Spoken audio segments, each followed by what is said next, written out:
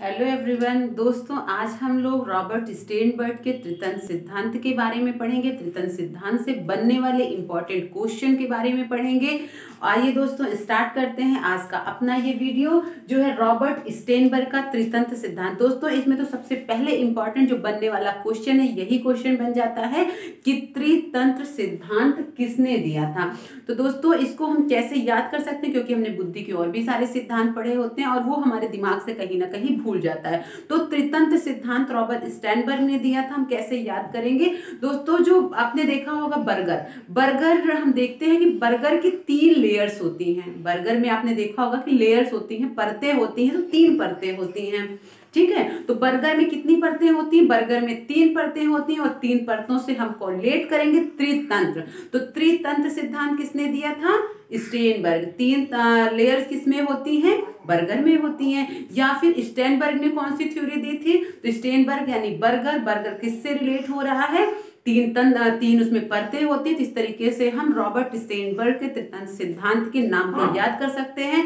Exam में त्रितंत्र सिद्धांत किसने दिया था? स्टेनबर्ग की थ्योरी का क्या नाम? इस तरीके से क्वेश्चन पूछा जाता रहेगा। तो फर्स्ट इंपॉर्टेंट क्वेश्चन जैसे कि स्टेनबर्ग की थ्योरी का क्या नाम था? त्रितंत्र सिद्धांत था।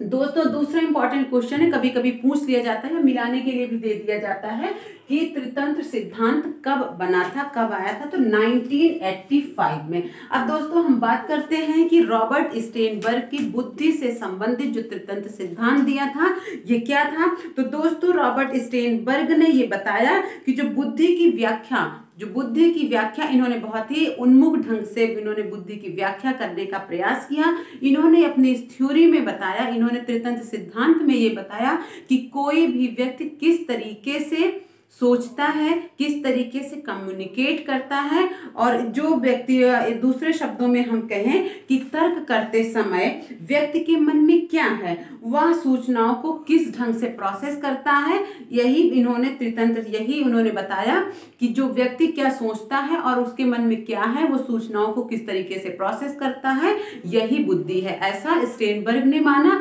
और इन्होंने इसी चीज को सिद्ध करने के लिए, इसी चीज को बताने के लिए 3 उपघटक बताई। वो 3 उपघटक कौन से हैं? तो दोस्तों वो 3 जो उपघटक है, सबसे पहला उपघटक जैसा कि हम देख पा रहे हैं एनालिटिकल इंटेलिजेंस या विश्लेषणात्मक बुद्धि। अब दोस्तों इनके 3 घटकों के बारे में हम पढ़ते हैं, उससे पहले हम समझते हैं इसके जो एग्जाम में क्वेश्चन बन जाते हैं कि विश्लेषणात्मक बुद्धि, एनालिटिकल इंटेलिजेंस को और भी क्या कहते हैं? तो इसमें दे देते हैं विश्लेषणात्मक बुद्धि और उनके 2-3 नाम। तो विश्लेषणात्मक बुद्धि को घटकीय बुद्धि भी कहते हैं। तो ये क्वेश्चन इंपॉर्टेंट है, एग्जाम में कई बार पूछा भी गया है, लेकिन इसको हम याद कैसे रख सकते हैं? दोस्तों देखिए क्या होता है एनालिटिकल या विश्लेषण करना। अब मान लीजिए आपको विश्लेषण करने के लिए दे दिया जाए कोई चीज कि आप इसका विश्लेषण करिए, तो आप क्या करते हैं? उसका विश्लेषण एक एक घटक के रूप में करते हैं, एक एक घटक में बांट करके करते हैं। या मान लीजिए अब जैसे क्या है कि मान लीजिए कोई बॉडी है, उसका हमें जो है विश्लेषण करना है, या उसका हमें क्या करना है कि मान लीजिए कोई एक डेड बॉडी है, हमें उसका पोस्टमार्टम करना है। पोस्टमार्टम के माध्यम से क्या करना है? हमें विश्लेषण करना है एक एक पार्ट को। तो हम सबसे पहले क्या करते हैं? पार्ट्स ऑफ बॉडी के एक एक पार्ट को हम उसको एनालिसिस करते हैं, उसका विश्लेषण करते हैं। इस तरीके से भी हम यहाँ पे समझ सकते हैं कि एनालिटिकल या विश्लेषणात्मक बुद्धि को और क्या कह सकते हैं, क्या कहते हैं? तो घटकीय बुद्धि। विश्लेषण करते हैं, किस तरीके से करते हैं? एक एक घटक में बांट के करते हैं। तो इस तरीके से विश्लेषणात्मक बुद्धि को घटकीय बुद्धि भी कहते हैं। सेकंड इंपॉर्टेंट क्वेश्चन जो अभी तक के एग्जाम में पूछा गया है। अब दोस्तों देखते हैं कि विश्लेषणात्मक बुद्धि क्या होती है। तो सबसे पहले हम देखते हैं विश्लेषणात्मक बुद्धि, इसे घटकीय बुद्धि भी कहते हैं। विश्लेषणात्मक बुद्धि से तात्पर्य किसी समस्या समाधान में समस्या को उसके विभिन्न अंशों में बांटकर समाधान करने की क्षमता से होता है। मान लीजिए कोई समस्या आती है व्यक्ति के सामने, तो उसको वो विभिन्न अंशों में बांट करके करके देखता है, समझता है, यही विश्लेषणात्मक बुद्धि होती है। ये बहुत ही इंपॉर्टेंट है।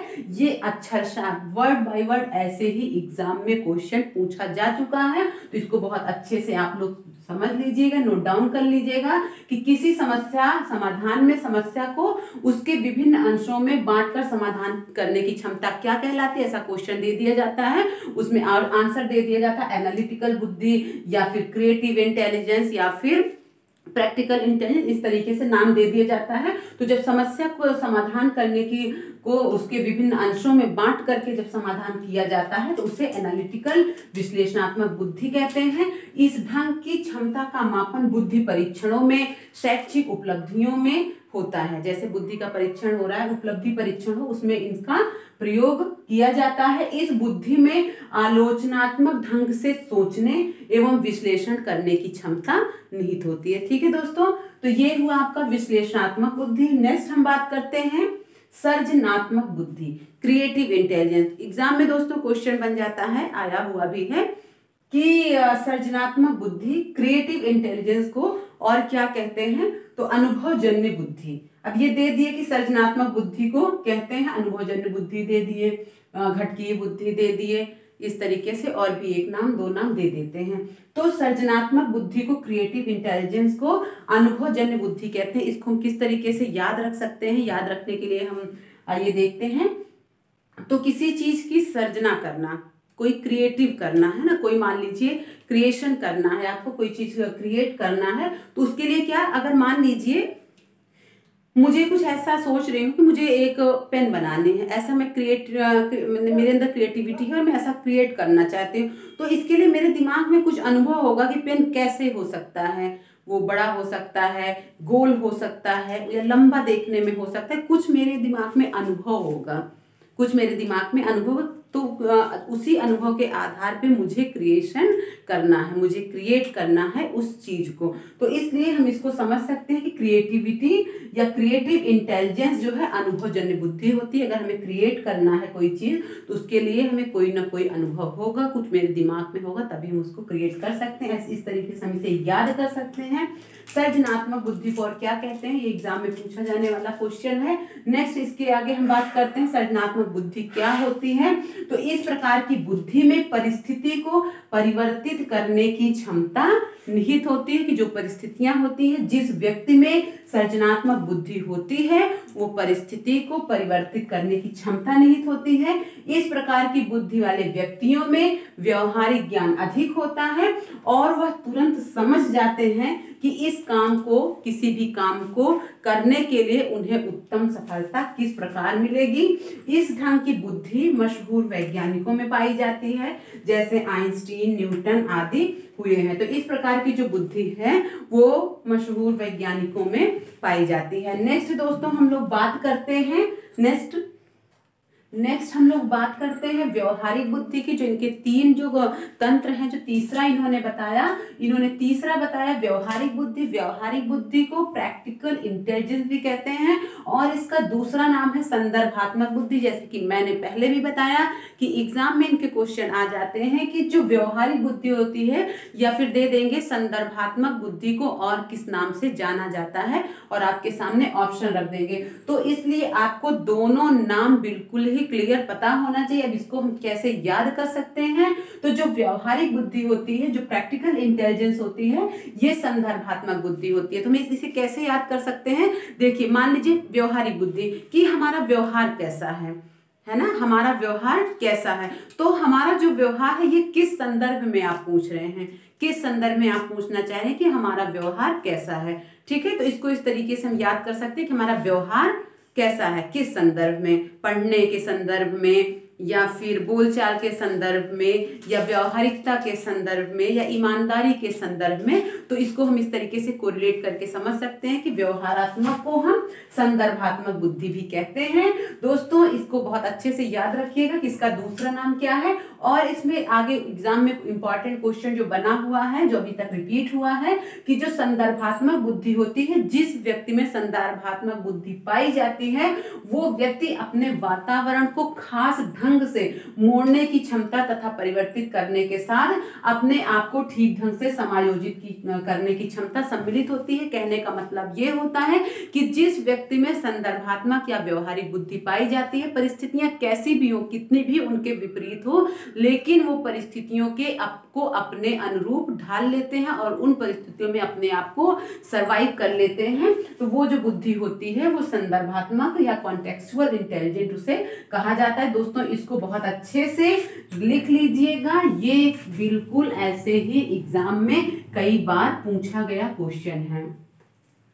ठीक है, इसको लिख लीजिएगा, बहुत एग्जाम में इंपॉर्टेंट है। आपके असिस्टेंट प्रोफेसर में, पीजीटी और आपके नेट जीआरएफ में तो ये जो है बहुत ही ज्यादा इंपॉर्टेंट है। बाकी तो टीटी सीटेट वगैरह में भी पूछा जाता है, तो इसको अच्छा बिल्कुल वर्ड बाय वर्ड ऐसे लिख लीजिएगा। ये कई बार एग्जाम में पूछा गया है कि जो व्यक्ति में संदर्भात्मक बुद्धि होती है वो व्यक्ति परिस्थितियों को अपने अनुसार मोड़ने की क्षमता उनमें पाई जाती है। जिन लोगों में ऐसी बुद्धि होती है उन्हें बखूबी आता है कि हमें व्यवहार कुशल कैसे होना है। अब हम इन्होंने दोस्तों स्टैनबर्ग ने 3 प्रकार के घटक भी बताए हैं, आइए देखते हैं वो कौन कौन से घटक हैं।